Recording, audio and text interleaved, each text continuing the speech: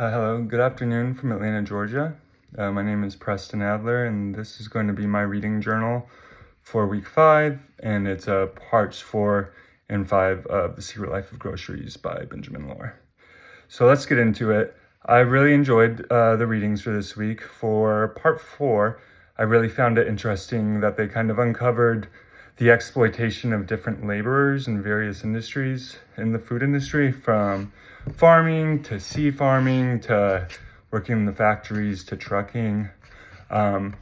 Specifically in trucking, even in domestic United States and other developed nations, we're seeing these truckers kind of work in really bad conditions. They won't even have access to regular bathrooms or stuff, even in their trucks when they're driving for really far amount of times, and they can be forced to defecate and urinate in bags and bottles.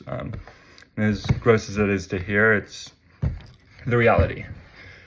So we also see him or Benjamin Lohr, cover some of the regulations and pressures that the governments in different industries put on the laborers to meet different quotas and different regulations. And these pressures can lead to several forms of health issues, stress. It's just a revolving door of kind of health issues for these workers.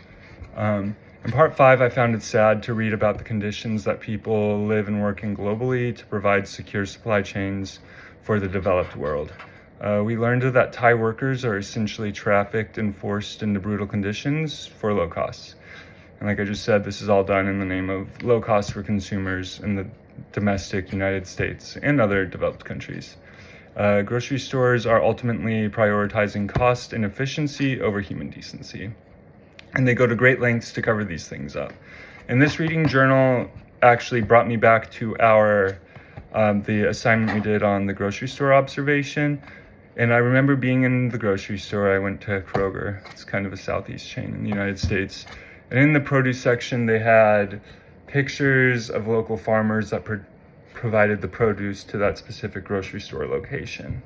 And they did this to kind of give it that feel of being a neighborhood market, getting all the food local, and kind of tapping into that undercurrent of people wanting to be sustainable right now. And they're doing all of this while partaking in really unethical protein production, or sourcing to be specific.